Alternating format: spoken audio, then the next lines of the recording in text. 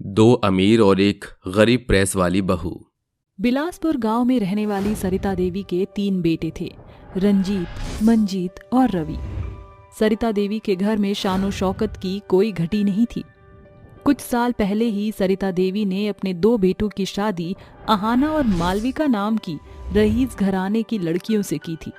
एक शाम सरिता अपनी बहुओं के साथ बालकनी में बैठी हुई चाय की चुस्कियां लेते हुए बातें कर रही थी। सासू माँ, देवर जी अब सयाने हो गए हैं, अब उनकी शादी कर देनी चाहिए। सो तो है बहू, बस एक बार रवि पूरी तरह अपने पैरों पर खड़ा हो जाए तो बस ब्याह ही तो करना है। सासू माँ, देवर जी 25 का पड़ाव पार कर चुके हैं। बिना देरी किए देवर जी के गजनी में बदलने से पहले सुंदर सी सजनी से नाता जोड़ दीजिए। तुम दोनों बहुएं बाज नहीं आओगी। जब देखो हंसी के हंसगुले फोड़ती रहती हो। माँ जी, आप तो जानती हैं आपकी दोनों बहुएं कपिल शर्मा की जबरिया फैन हैं। तीनों सास बहू ठहाके ही लगा रही थीं कि घर की डोर बेल बजती है।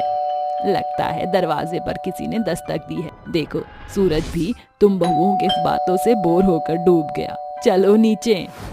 सरिता दरवाजा खोलती है तो दहलीज पर रवि अपनी पत्नी के साथ खड़ा होता है, जिसे देखकर सरिता पूछती है, अरे रवि, ये तेरे बाजू में कौन खड़ी है?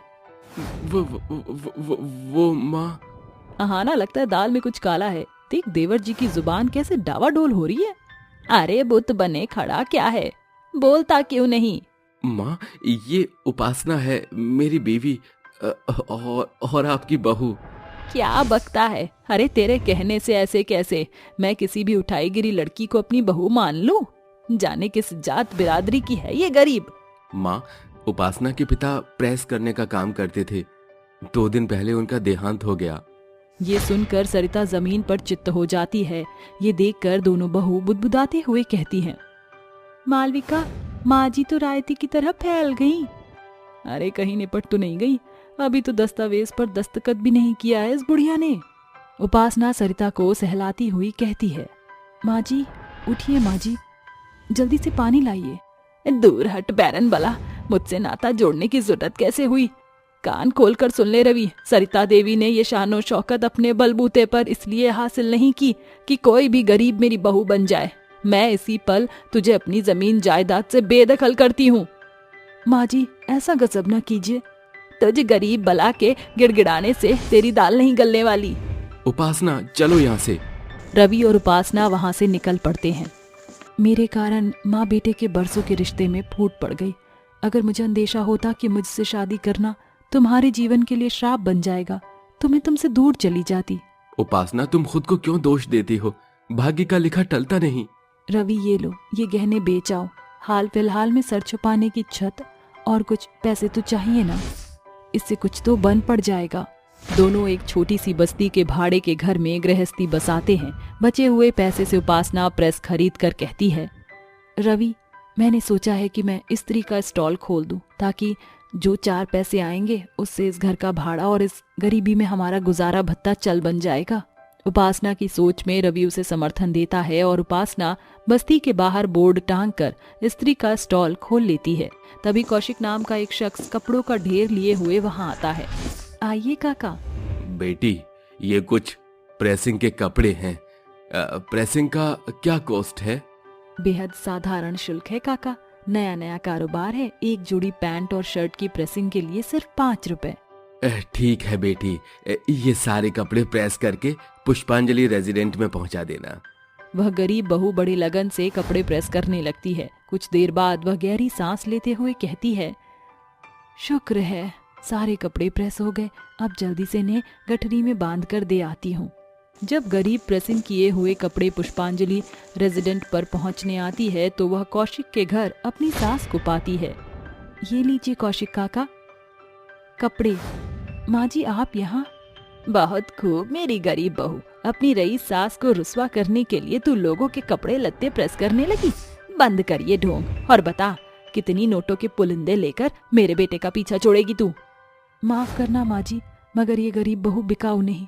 मुझ गरीब को चाहे अपनी हड्डियां गलाकर भी कमाना पड़ जाए तो भी मैं मेहनत से पीछे नहीं हटूंगी। चलती हूँ। गरीब बहू की बात सुनकर सरिता गुस्से से बौखलाकर बुदबुदाते हुए घर आती है। दो कौड़ी की गरीब गवार खुद को समझती क्या है। सरिता देवी के सामने बड़बोली बहू बनने की गुस्ताखी की कैसे इसने। मालविका, लगता है माँ जी का पारा चढ़ा हुआ है, यही सही मौका है दस्तावेज पर दस्तखत करने का। माँ जी, बैंक वालों ने ये पेपर भेजे हैं, आप जरा इन पर साइन कर दीजिए। सरिता बिना पेपर पढ़े लिखे दस्तखत कर देती है। गुजरते समय के साथ गरीब बहू की प्रेसिंग किए कपड़े पूरी सोसाइटी को पहली पसंद बन जाती हैं। एक दिन, क्या बात है रवि, आप बड़े परेशान दिख रहे हैं। क्या करूं उपासना, 1000 जगह नौकरी की अर्जियां दे चुका हूं, बावजूद इसके कहीं भी बात नहीं बनी। अजी धीरज धरिए, मेरे प्रेस का काम जोरों पर चल रहा है। अगर हम दोनों मियाँ बीबी मिलकर बांट कर काम करेंगे तो कपड़ों की प्रेसिंग से बेहतर कमाई होगी। बस आप प्रेसिंग के कपड़े लाने और पहुंचाने का काम संभाल लेना। ठीक है उपासना। सूरज की पौ फटने के कुछ ही देर बाद दोनों पति पत्नी प्रेसिंग का काम शुरू कर देते हैं। गरीब बहू एक सवेरे से सांझ की बेला बीतने तक कपड़े प्रेस किया करती और रवि कपड़े पहुंचाता। इस तरह सभी घरों से आए हुए पैसे गिनती में गरीब बहू के लिए बेहतर आमदनी साबित होते हैं। उपासना, अगर कपड़ों की प्रेसिंग से इंसान इतना अच्छा पैसा कमा सकता है तो ये किसी और की चाकरी करने से बेहतर है। हर महीने के साथ गरीब बहू की प्रेसिंग के द्वारा मिली आमदनी में इजाफा होता चला जाता है, जिससे अब वह बस्ती से निकलकर एक बड़े घर की नींव रख लेते हैं, जिसके बाद फिर कभी उन्हें पीछे पलटकर देखने की जरूरत नहीं पड़ती। वहीं दूसरी तरफ सरिता की दोनों बहुओं का सताव शुरू हो जाता है। अरे ओ बुढ़िया, जरा जल्दी जल्दी हाथ चला, अभी बर्तन चौका करना बाकी है। अरे बहू, इतनी ज्यादती तो कोई गैरों के संग भी नहीं बरतता। एक तो तुम दोनों ने धोखे से मुझसे सब कुछ छीन लिया और अब अपनी सास के साथ ऐसा सुलूक कर रही हो। हाँ, ये बुढ़िया, बड़बोली बनने से बात नहीं बनेगी, काम कर, वरना वो रहा बाहर का रास्ता। अपनी रईस बहुओं की ज्यादतियों से उकताकर सरिता रोते बिलखते हुए घर से निकल पड़ती है और राह चलते हुए वह बेसुध होकर अपनी गरीब बहू के घर के बाहर बेहोश हो जाती है। रवि, लगता है बाहर कोई बेहोश पड़ा है, जरा जल्दी से पानी लाना। जैसे ही उपासना सरिता को सीधा करती है वह दंग रह जाती है। माँ जी, रवि जल्दी आओ। रवि अपनी माँ को अंदर लाकर लेटा देता है। उसी दौरान डॉक्टर भी वहाँ दस्तक देते हैं। डॉक्टर, सासू माँ को क्या हुआ है? देखिए, इन्हें बढ़ते बुढ़ापे में खान पान अच्छा नहीं मिला और ज्यादा कामकाज करने के चलते इनकी दशा दुबली हो गई है। इन्हें बेड रेस्ट की जरूरत है। कुछ ही देर बाद सरिता बेहोशी से बाहर आती है और बहू को देखकर उसकी आंखों से आंसू बहने लगते हैं। वह उन्हें सारी वारदात बताती है। बहू, मैंने जिस अमीर बहू पर आस लगाया उन्होंने मेरे साथ छल किया और जिसे मैंने दुत्कार दिया वही गरीब बहू आज बुरे दौर में मेरा गढ़ बनकर खड़ी है। माँ जी, जो हुआ उसे बुरा दौर समझकर भुला दीजिए। इस तरह शान और शौकत छिन जाने के बाद सरिता देवी के घमंड से चढ़ी बहुएं काबू में आ जाती हैं। बुरे दौर में गरीब बहू ही उसका गढ़ ठहरती है। साथियों, कभी किसी को खुद से कमजोर समझने की भूल ना करें, क्योंकि जीवन का पासा कब पलट जाए ये किसी को नहीं पता होता। जौनपुर गांव में रहने वाला बब्बन लोगों के कपड़े इस्त्री किया करता था। उसके बदले में जो दाम मिलता है उसी से उसके घर का दाना पानी चलता था। बब्बन की बेटी शिखा भी पिता के इस काम में उसका बहुतायत हाथ बटाया करती थी। गुजरते समय के साथ शिखा सयानी हो चुकी थी। अब बब्बन को अपनी बेटी की शादी की चिंता सताने लगी। शिखा बेटी, मुझे तुझसे बेहद जरूरी बात करनी है। हाँ बाबूजी, कहिए ना, क्या बात है? देख बिटिया, तेरी माँ तो बरसों पहले हमें छोड़कर जा चुकी है। मैं जानता हूँ कि मैं तेरी माँ की जगह नहीं ले सकता बेटा, मगर अब मैं जो बात करने जा रहा हूँ वो बेहद अहम है। अब तू सयानी हो चुकी है और तेरे हाथ पीले करने की जिम्मेदारी तेरे पिता के कंधों पर है। अगर तेरे दिल में कोई है तो बिना शर्माए बेझिझक होकर अपने बाबूजी को बता दे बेटा। नहीं बाबूजी, मेरे जीवन में कोई नहीं है। अगले ही दिन से बब्बन शिखा की शादी के लिए सैकड़ों रिश्ते तलाशता है। आखिरकार उसकी तलाश अंत में जाकर बलिहारी गांव में रहने वाले बैरागी के बेटे कर्मा पर खत्म होती है और वो दिन आता है जब शिखा की शादी कर्मा से कर दी जाती है। विदाई की बेला पर बब्बन शिखा से बोलता है, बिटिया, कुछ पल पहले तक तू सिर्फ मेरी बेटी थी, मगर अब तू किसी के घर की बहू बन चुकी है। अपने पिता की पगड़ी को उछलने मत देना बेटा। अगर कभी सुख दुख में बदल जाते हैं तो स्वार्थी ना बनना बेटा, बल्कि उस दुख की घड़ी में अपने ससुराल की सारथी बनना, ठीक है? ये बोलते हुए बबन बेहद भावुक हो जाता है और उसकी आंखों में आंसू छलक जाते हैं। बारात दुल्हन के साथ विदा हो जाती है। कुछ देर बाद शिखा अपने ससुराल पहुंचती है, जहां बैरागी उसका स्वागत करते हुए बोलती है, शिखा बहू, इस कलश को अपने पैरों से भीतर बिखेर दे। जी सासू माँ। सभी रस्मों के खत्म होने के बाद देर रात शिखा और कर्मा अपनी शादी की सुनहरी शुरुआत करते हैं। समय यूं ही गुजरता जाता है। एक दिन की बात है। अम्मा, मैं काम पर जा रहा हूँ। हाँ, मगर आज जरा जल्दी आ जाना कर्मा। सांझ को मंदा मौसी की बेटी गुड्डन की सगाई है। उन्होंने आने का निमंत्रण भेजा है। ठीक है अम्मा, आ जाऊंगा। उसी पल बैरागी अपनी बहू के कमरे में आती है। अरे शिखा बहू, सांझ को कोई अच्छी सी साड़ी पहन लेना। मंदा मौसी की बेटी की सगाई में जाना है। ठीक है माँ जी, जैसा आप कहें। कुछ देर बाद, माँ जी, मेरी साड़ी में बहुत ज्यादा सिलवट पड़ गई है, आप इसे इस्त्री करवा लाएंगी? बहू, इस्त्री करना तो शहरी लोगों की चोचलेबाजी है। गांव देहात में रहने वाले लोग इस्त्री किए हुए कपड़े थोड़ी पहनते हैं, और बलिहार गांव में दूर दराज तक एक भी इस्त्री करने वाला भला मानस नहीं। अगर इस्त्री के आस में बैठी रही तो सांझ से बिहान हो जाएगा और मंदा की बेटी की सगाई का सफर शादी तक पहुंच जाएगा। तब तक भी गांव में इस्त्री आना मुमकिन नहीं। बैरागी की ये बात सुनकर शिखा चुप्पी साध लेती है। कुछ दिन बीतते हैं। एक सांझ कर्मा टूटे मन के साथ घर आता है, जिसे देखकर बैरागी बोलती है, अरे क्या हुआ कर्मा बेटा, तेरा चेहरा बुझा बुझा सा क्यों लग रहा है? क्या बताऊं अम्मा, हर बार की तरह इस बार भी मदन सिंह ने मेरे मेहनताने में घपला किया, और जब मैंने आवाज उठाई तो बिना पैसे दिए मुझे छुंछ हाथ से भट्टी से निकाल दिया और अपनी रईसी के धौंस का इस्तेमाल करके कारखानों से लेकर खेतिहर किसानों तक मेरे लिए बुरा बखान करके कमाने का कोई जरिया तक नहीं छोड़ा। माँ, अजी चिंता मत कीजिए, सब ठीक हो जाएगा। अब गुजरते समय के साथ घर के सीमित संसाधन जवाब दे जाते हैं, जिसे देखकर शिखा कहती है, घर की दशा एकदम दुर्बल हो चुकी है। ऐसे में हाथ पर हाथ धरकर नहीं बैठ सकती हूँ। मुझे कुछ तो करना पड़ेगा। क्यों ना मैं इस गांव में इस्त्री का काम शुरू करूं, जिससे गांव की सभ्यता और बढ़ेगी, और जो 4 पैसे आएंगे उससे घर का चूल्हा तो उदास ना पड़ेगा। इसके बाद शिखा कोयले की एक इस्त्री खरीद कर ले आती है, जिसे देखकर बैरागी बोलती है, बहू, ये इस्त्री तू कहाँ से खरीद लाई है? माँ जी, मैंने कंगन बेचकर ये इस्त्री खरीदी है। इस वक्त हमारे घर की दशा दुर्बल है। गहने तो फिर गड़वाए जा सकते हैं, मगर परिवार नहीं मिलता है। आज से मैं इस्त्री का काम शुरू कर रही हूँ। आपको सिर्फ मेरी छोटी सी मदद करनी है। आप सभी को बस इस्त्री की ये खबर दे दीजिए। क्यों नहीं बहू, जब बात बलिहार की बदलाव की है तो बैरागी अपनी बहू का भरसक साथ देगी। बैरागी पूरे गांव गढ़ में इस्त्री की बात बताती है। अगले दिन धानी शिखा के पास आती है। शिखा बहुरिया, बिहाने हमके बिहा में जाए के है। ई तनिक हमरी साड़ी इस्त्री कर दो, और ई हमरे मर्द का कुर्ता भी तनिक अच्छे से इस्त्री कर दो।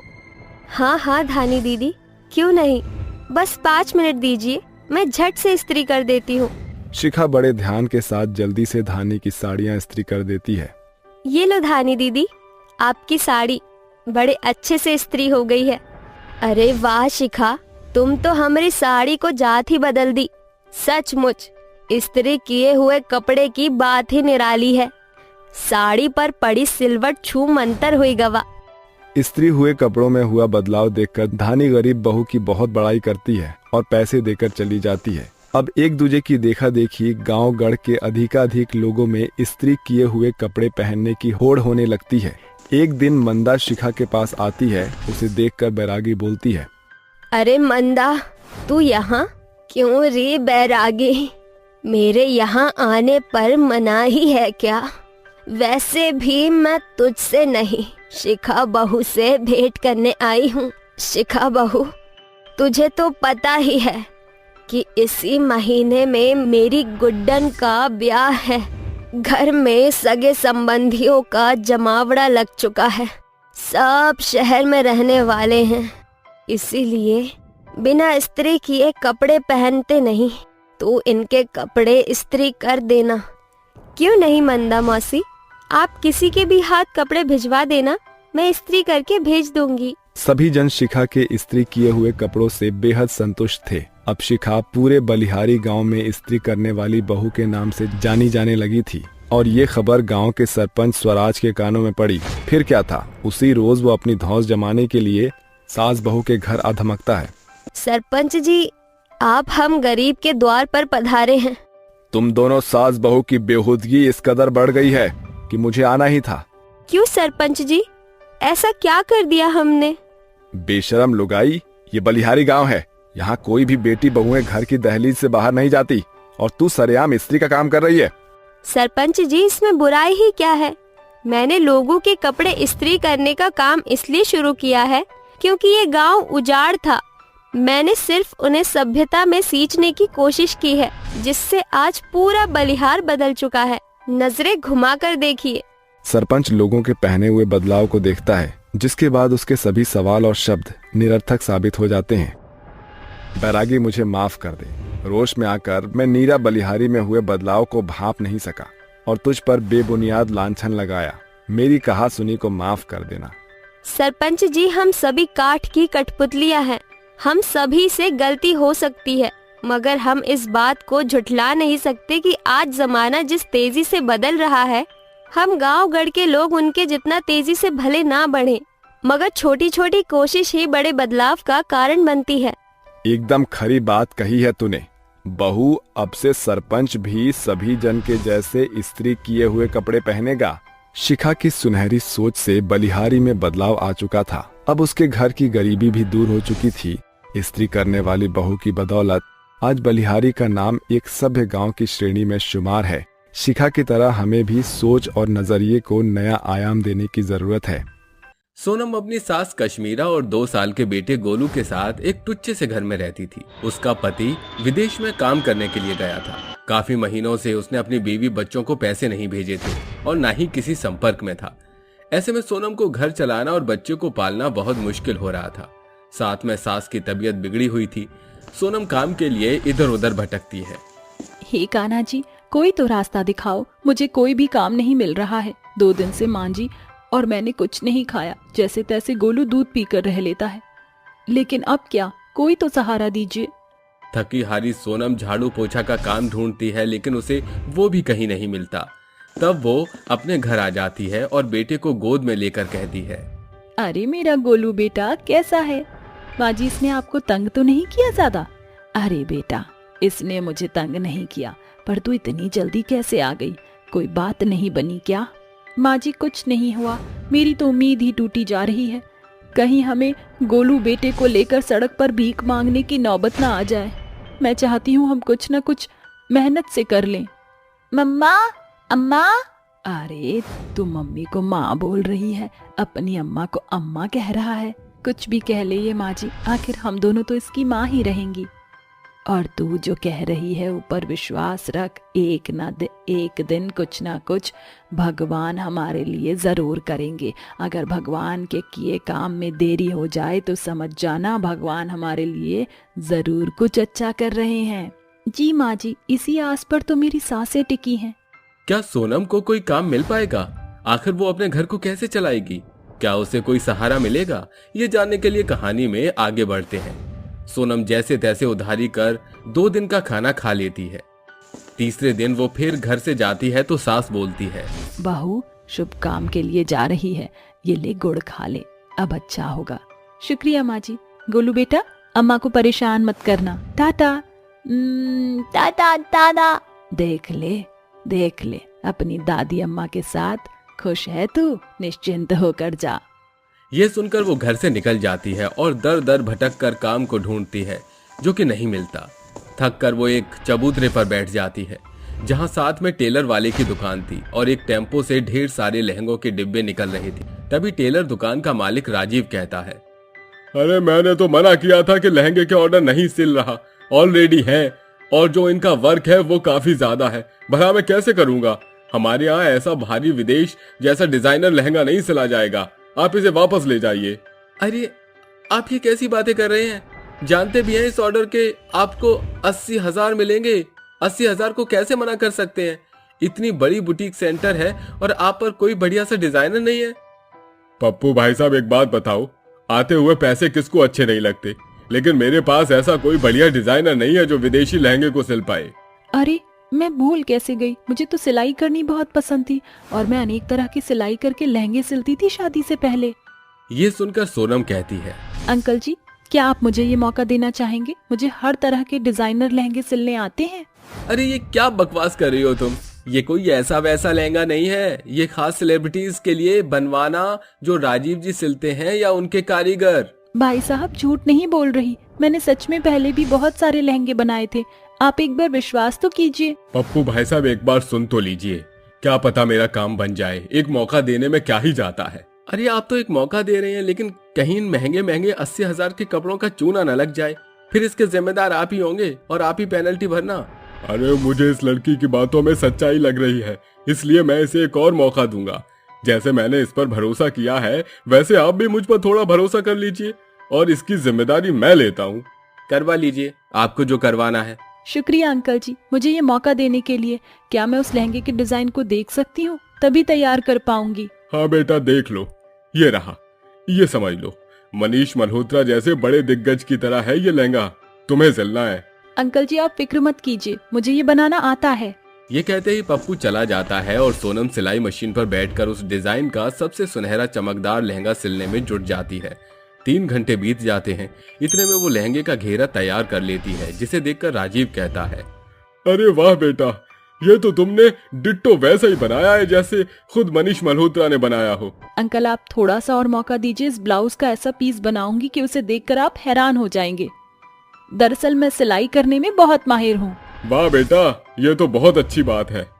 ये कहते ही सोनम लहंगा का ब्लाउज भी शाम तक सिल देती है और अगले 2 दिन में उस सुनहरे लहंगे को पूरे तरीके से सितारों से जड़कर तैयार कर देती है।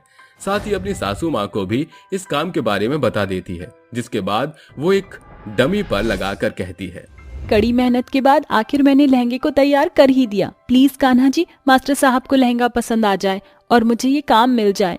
अरे बेटा बन गया क्या? अरे वाह, ये तो बहुत ही ज्यादा सुंदर है लहंगा। नहीं, मुझे तो यकीन नहीं हो रहा कि इतने छोटे से गांव में रहने वाली लड़की भी डिजाइनर हो सकती है। अब तो मुझे इसकी पूरी पेमेंट मिलेगी। शुक्रिया अंकल जी। सर आपको और भी तरह के लहंगे सिलवाने हो तो मुझे बता दीजिएगा। हाँ जरूर, 1 मिनट मैं पप्पू को बोल देता हूँ, ये लहंगा आगे पहुँचा देगा। तुमने ये कम समय में बना दिया, देखना वो हैरान हो जाएगा। ये कहते ही राजीव कॉल करके पप्पू को बुला लेता है। कुछ देर बाद पप्पू आ जाता है और इस लहंगे को देखकर उसकी आंखें फटी की फटी रह जाती हैं, जिसके बाद वो उसे 80,000 रुपए देता है और चला जाता है। बेटा तुमने तो गजब कर दिया, मैं तुमसे अब और लहंगे सिलवाना चाहता हूँ। इसे देखकर राजीव कुर्सी निकालकर कहता है, अरे पीयूष साहब, आप मेरे जैसे छोटे दर्जी की दुकान में। जी जी जी, आजकल जो मेरी मॉडल्स कपड़े पहन रही हैं वो काफी खुश हैं और कुछ हद तक आपने मेरे जैसे ही डिजाइन बनवाए हैं, तो मैं उस डिजाइनर से मिलना चाहता हूँ। बहुत तमन्ना लेकर आया हूँ। जी जी, ये है सोनम, यही है जो महंगे सुनहरे लहंगे बनाती है। नमस्ते साहब, मुझे तो यकीन नहीं हो रहा कि आपको मेरे डिजाइन्स पसंद आए। जी पसंद है, इसलिए मैं आपको अपने बुटीक स्टूडियो में लाना चाहता हूँ। क्या आप काम करना चाहेंगे? बड़े बड़े सेलिब्रिटीज के कपड़े बनाने का मौका मिलेगा और आप राजीव जी के भी यहाँ काम करते रहना। जी बिल्कुल, मैं आऊंगी। इस तरह से वो पीयूष मल्होत्रा की बुटीक चली जाती है, जहां वो बड़े बड़े सेलिब्रिटीज के कपड़े भी सिलती है और सुंदर सुंदर लहंगे भी बनाती है, जो कि महंगे बिकते थे, जिसके बाद वो लहंगों के लिए मशहूर हो जाती है। और ये लो 50,000 रुपए, बाकी मैंने अपना हिस्सा लिया है। कोई बात नहीं अंकल जी, मेरे लिए तो यह भी बहुत बड़ी बात है। आप हर लहंगे में से अपना हिस्सा ले सकते हैं। और तुम्हारे घर में कौन कौन है? अंकल जी मेरा 2 साल का बेटा है और सासू माँ है। अब इन पैसों से उनकी दवाई ले आऊंगी। मैं काम की तलाश में ही थी। अब से काम ढूंढने की जरूरत नहीं, क्योंकि काम तुम अब मेरे बुटीक में ही करोगी और लहंगे का 70% तुम्हारा रहेगा। तुम चाहो तो ये मशीन घर पर भी ले जा सकती हो। शुक्रिया अंकल जी। घर आकर सोनम कहती है, माँ जी देखिए, मुझे 50,000 रुपए मिले। इतने में तो हम बहुत कुछ कर सकते हैं। फिलहाल मैं आपकी दवाई लाऊंगी। अरे बहू, मैं तो तुझसे बहुत खुश हूँ। मेरी बहू इतनी होनहार और समझदार है। ले अपने बेटे के साथ भी थोड़ा वक्त गुजार ले। सास की बात सुनकर वो अपने बेटे के साथ खेलती है। अगले दिन मास्टर जी की दुकान पर जाकर और भी तरह तरह के अनेक सुनहरे चमकदार लहंगे सिलती है, जिससे उसका बना लहंगा काफी लोगों को पसंद आता है और उसके घर की स्थिति भी काफी अच्छी हो जाती है, जिससे वो एक नया घर ले लेती है।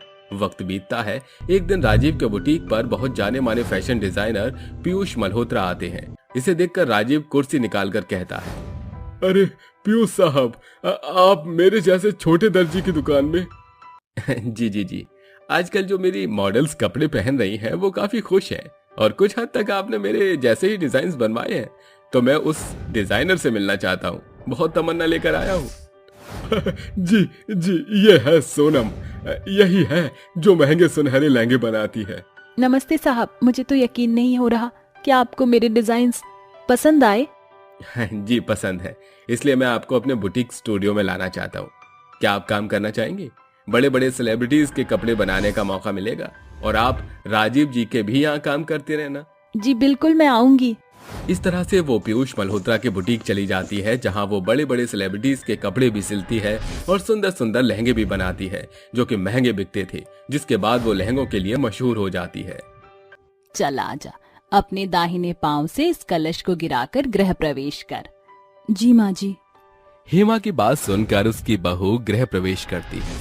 हेमा की नई बहू की बात की जाए तो प्रीता सर्वगुण संपन्न और सुशील थी, पर उसकी सुंदरता की बात की जाए तो वो इस चीज में मार खा गई। आखिर उसकी सुंदरता को लेकर क्या बात थी, जानने के लिए कहानी में आगे बढ़ते हैं। कुछ दिन तक प्रीता के इस रूप के बारे में किसी को पता नहीं चलता, क्योंकि उसके 16 श्रृंगार ने उसकी इस बदसूरती को छुपा दिया था। 15 दिन के भीतर ही उसकी झुलसी हुई शक्ल सामने आने लगी, जिससे वो घूंघट करने लग गई। प्रीता घूंघट करके पोछा लगा रही थी, तभी उसकी सास हेमा बोलती है, अरे बहू, आज तू घूंघट करके पोछा क्यों लगा रही है? रोज तो तू बिना घूंघट करे ही रहती है। वो कुछ नहीं माँ जी, मेरी मम्मी ने कहा था कि नई बहू को ससुराल में घूंघट करके रहना चाहिए। पहले मुझे याद नहीं आया था, अभी याद आया तो ही घूंघट कर लिया। अच्छा, मुझसे पूछ लिया कर तू ये सब। जी माँ जी। जरा ध्यान से पोछा लगाइयो, कहीं इधर उधर गिर पड़े घूंघट में। जी माँ जी। ऐसा कहते ही प्रीता घर के सारे काम घूंघट में ही करती है, चाहे खाना बनाना हो या कपड़े धोना हो।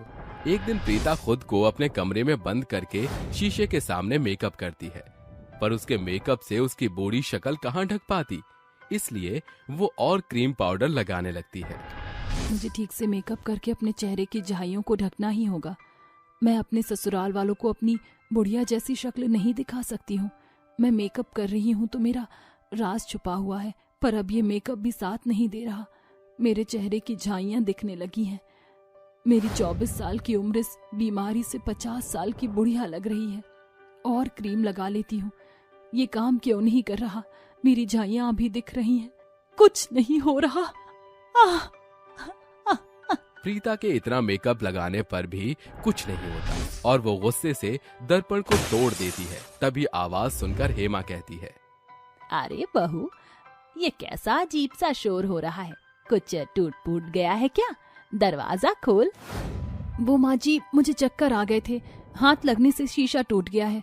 मैं अभी साफ करके आती हूँ, आप जाइए। ठीक है, जब काम से फ्री हो जाए तो मेरे लिए चाय बना दियो। जी माँ जी, आती हूँ मैं। कुछ देर बाद प्रीता अपनी सास को चाय बनाकर देती है। तभी पड़ोसन सरोज आती है और प्रीता उसे भी चाय देती है। अरे ओ सरोजड़ी, तू अचानक से कैसे आ पड़ी? बता देती तो अपनी बहू से शाही भोग बनवा कर रखती तेरे लिए। अरे नहीं, तू तो जानती है कि मैं ब्रेकिंग न्यूज हूँ, जो आज तक चैनल की तरह किसी के भी घर में अचानक से आ जाती है। वाकेफ हूँ, पर यहाँ तुझे कोई न्यूज नहीं मिलने वाली, तो चाय पीकर चली जाइए। ओके। वाह बहू, चाय तो बहुत कड़क है, पर मुझे तेरी शक्ल देखनी है। चल घूंघट हटा दे, वैसे भी यहाँ हम तीनों ही तो हैं। अरे आंटी जी, मैं बहुत आज्ञाकारी बहू हूँ, घूंघट नहीं हटा सकती। हटा दे बहू, मुझसे कैसी शर्म। अरे नहीं आंटी जी, ये ठीक नहीं है। जरूर दाल में कुछ काला है, इसलिए यह घूंघट नहीं हटा रही है, पर मैं भी आज तक एक्सप्रेस हूँ, इसकी शक्ल देख कर ही जाऊंगी। अरे बहू, मेरी बात मान और हटा दे ये नकाब।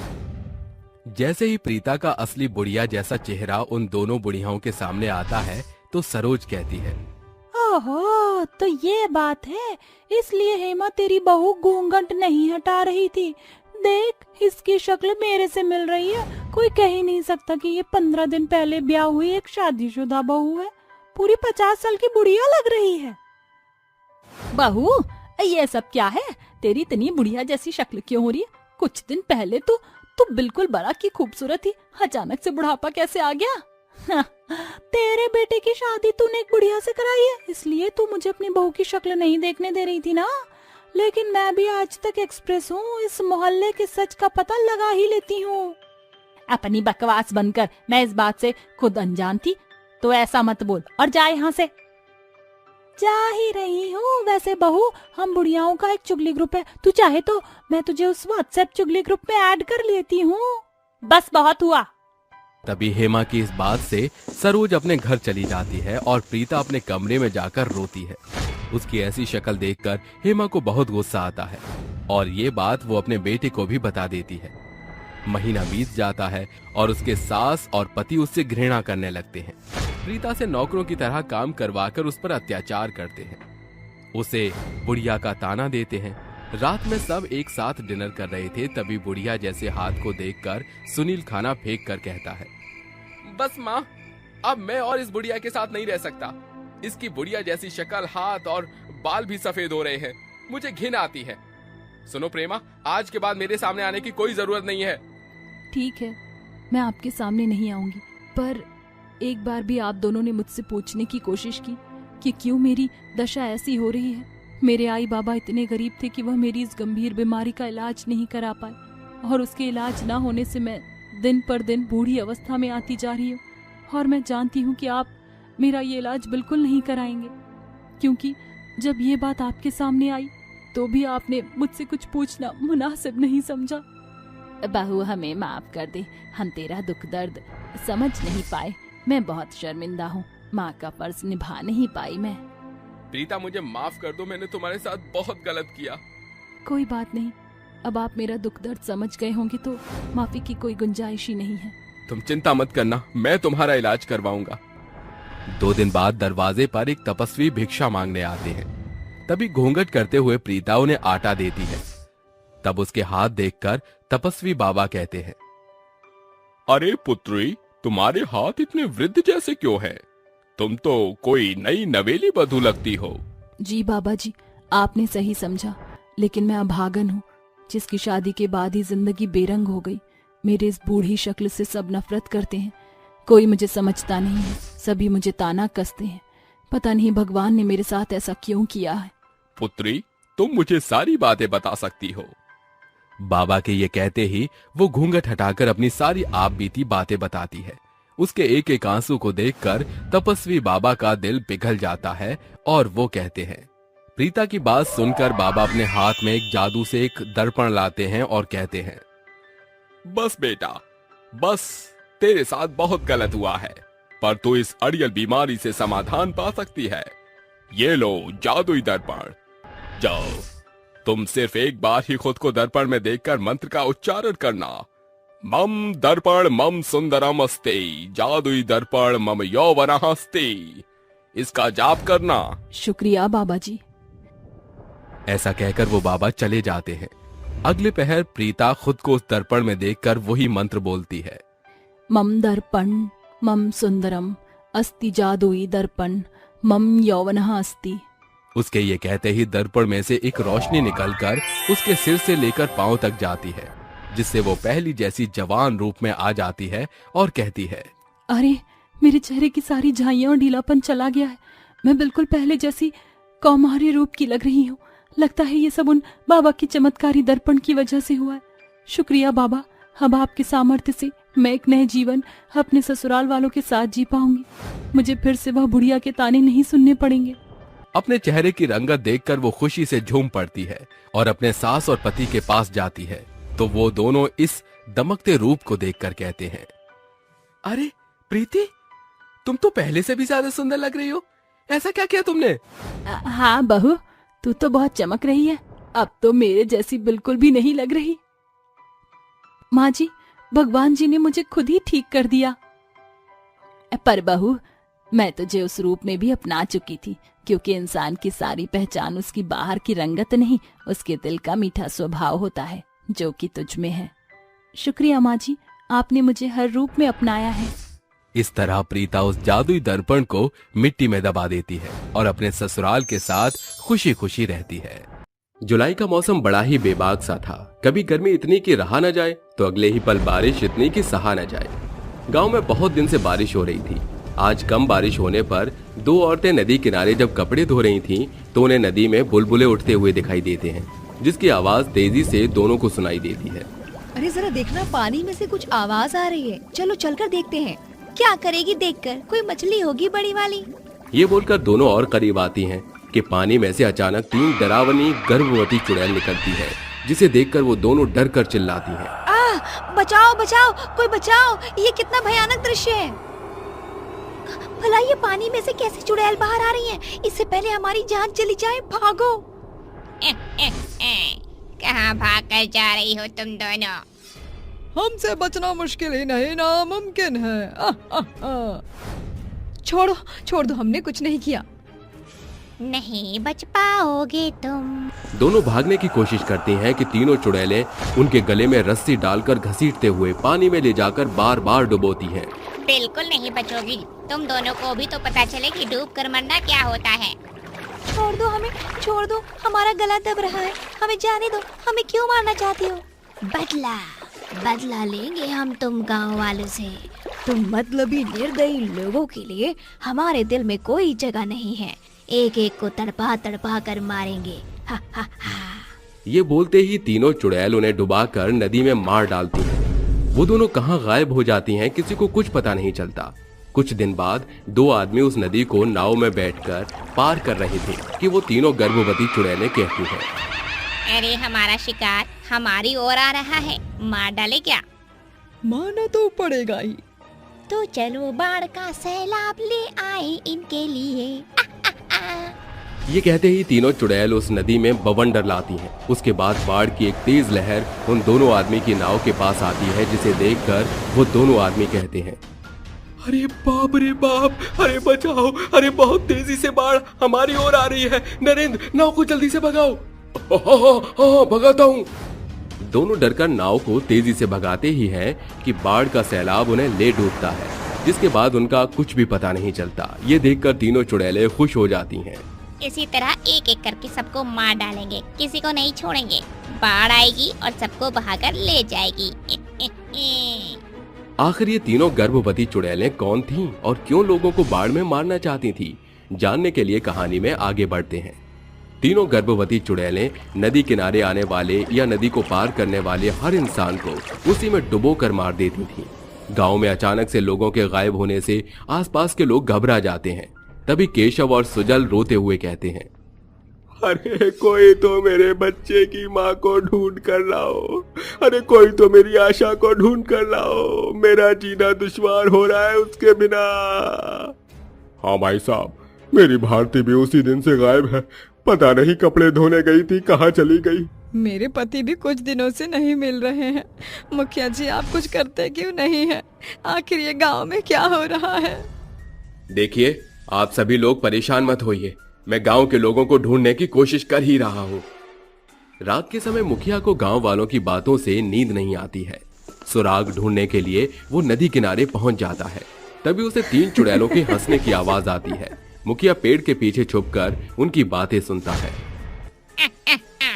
आखिर ऐसे 2-4 लोगों को कब तक मारेंगे? मजा तो जब आएगा जब पूरे गांव में बाढ़ का सैलाब आएगा और ये सब के सब उसमें बह जाएंगे। बिल्कुल सही कहा दीदी आपने। अब हमें बिना देरी किए इन सब का काम तमाम कर देना चाहिए। तो फिर देर किस बात की, कल ही गांव वालों के लिए आखिरी दिन होगा, उसके बाद इनका भी वही हश्र होगा। हे भगवान, ये तीनों चुड़ैलें कल गांव का विनाश करने वाली हैं। मुझे कुछ करना होगा। मुखिया सारी बात सुनकर दबे पांव तांत्रिक के पास जाकर उसे चुड़ैल के बारे में सब कुछ बता देता है। साथ ही बाढ़ से बचने के लिए गांव को आगाह कर देता है और नाव भी तैयार करा देता है। अगले दिन सुबह होती है। मुखिया सबसे गांव खाली करने को कहता है, जिस वजह से सब अपना सामान लेकर जा रहे होते हैं। इतने में तीनों उड़ती हुई चुड़ैल आकर जोर जोर से हंसकर कहती हैं, आज इन सब गांव वालों का समय समाप्त हुआ। बाढ़ में नहाने के लिए तैयार हो जाओ। ये कहते ही तीनों चुड़ैलें अपनी शक्ति से नदी के पानी का इतना बड़ा बवंडर बनाती हैं कि वो तेजी से गांव की ओर बाढ़ बनकर आ जाता है। चलते फिरते लोग बाढ़ में बहकर हाहाकार मचाने लगते हैं। किसी की टोकरी बाढ़ में बहती है तो किसी की गाय भैंस बाढ़ में डूब जाती है। तभी तांत्रिक और मुखिया नाव में बैठकर उन चुड़ैलों के पास आते हैं। क्या तुम्हें जरा भी शर्म नहीं आती कि तुम मासूम लोगों की जान ले रही हो? तू कौन है जो लहराता हुआ इस बाढ़ में आ रहा है? मैं इस गांव का मुखिया हूँ और मुखिया होने के नाते तुमसे ये सवाल कर रहा हूँ, कौन हो और क्या चाहती हो? अरे इन लोगों ने तुम्हारा क्या बिगाड़ा है? बहुत कुछ बिगाड़ा है। नफरत होती है हम तीनों को तुम इंसानों की फितरत से। उस दिन हम तीनों बहनें बड़ी खुशी से इतने समय बाद अपने मायके जा रही थी, जिसके लिए हमें इसी बड़ी नदी को नाव में बैठकर तय करना था। नाव में बैठे हुए 1 घंटा बीत गया था तो प्रीति कहती है, अरे भैया इतनी देर हो गई, कब नदी पार होगी? जी टाइम लगेगा, आप चिंता मत करो। ठीक है भैया, ध्यान से चलाना। वो क्या है ना, हम तीनों बहनें एक साथ गर्भवती हैं, तो हम अपने मायके जा रही हैं। ठीक है बहन। अच्छा हुआ हम तीनों ने अपने पतियों को मना कर दिया, हम अकेले भी घर जा सकती हैं। हाँ बिल्कुल। तीनों बैठकर आराम से बातें कर ही रही थी कि अचानक से नदी में एक बहुत बड़ा तूफान के साथ बाढ़ आ जाती है और वो नाव के लोग उसमें समा जाते हैं। वहीं तीनों बहनें भी नाव से बाहर आ जाती हैं। किसी को तैरना नहीं आता और वो मदद की गुहार लगाती हैं। बचाओ बचाओ, कोई हमें बचाओ, हम तीनों को खतरा है, हमारे बच्चे को कुछ ना हो जाए कहीं। दीदी धैर्य बनाए रखो, कोई है हमारी मदद करो, हमें बाहर निकालो। भाई साहब, नाव वाले भैया हमें बचा लीजिए। तीनों लोगों से मदद की भीख मांगती हैं, लेकिन बाकी व्यक्ति तो बचकर चले जाते हैं। लेकिन इन तीनों गर्भवती बहनों की कोई मदद नहीं करता और इस तरह तीनों मरने के बाद चुड़ैल बन जाती हैं। इन लोगों ने हमारी मदद नहीं की ना, अब हम इन सबको मार डालेंगे। यही बात अब इनकी मौत का कारण बनेगी। इसीलिए हम सबको मार डालेंगे आज। मूर्ख चुड़ैलो, अगर तुम सोच रही हो कि गांव के लोगों की जान लेकर तुम खुश रहोगी तो गलतफहमी से बाहर आओ, क्योंकि तुम तीनों के साथ तुम तीनों के बच्चे भी अकाल मृत्यु मरकर उनकी भी आत्मा भटक रही है। ये सब लोग तो मर जाएंगे, पर तुम्हारे बच्चों को मुक्ति कैसे मिलेगी? हाँ, बाबा सही कह रहे हैं। अगर तुम सच में अपने बच्चों की मुक्ति चाहती हो तो अपनी स्वयं इच्छा से इसी बाढ़ में मुक्त हो जाओ। और रही उस समय की बात, तो जो लोगों ने तुम्हारे साथ किया है वो बेहद ही गलत बात है। उन लोगों की तरफ से मैं तुमसे माफी मांगता हूँ। भगवान के लिए इस गांव को छोड़कर चली जाओ।